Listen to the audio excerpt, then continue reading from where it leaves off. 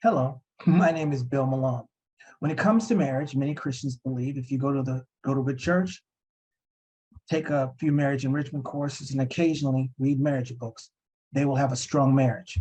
Their focus is on what the purpose of marriage. Their focus on what the purpose of marriages is tends to be solving technical problem areas such as communication, sex, and finances.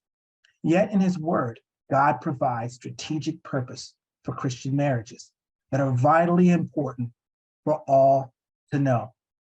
God gives three mandates for Christian marriage: to reflect, to reign, and to reproduce. One, to reflect God's image. Christian marriages are to reflect God's image. Genesis 1:26 and through 27.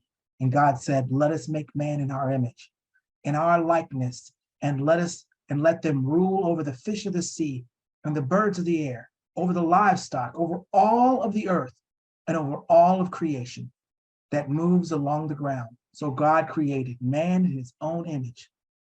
In the image of God, He created him, male and female, He created them. Notice the emphasis is on image and likeness.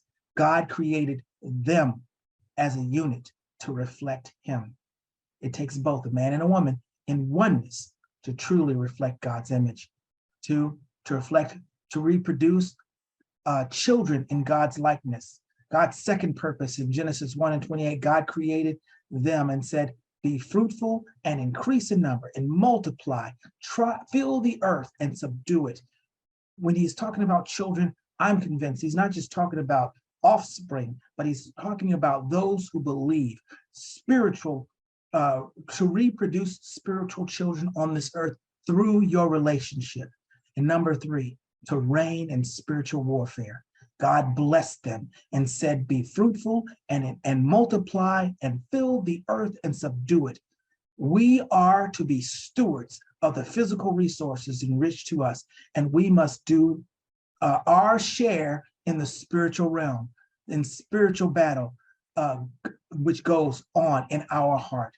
To accomplish God's purpose for our marriage, we must be willing to reflect, to reproduce, and to reign together. We must be as at one with our spouse and with God. Oneness happens as a result of believing that God has uniquely placed us together in agreement with God's will and with each other.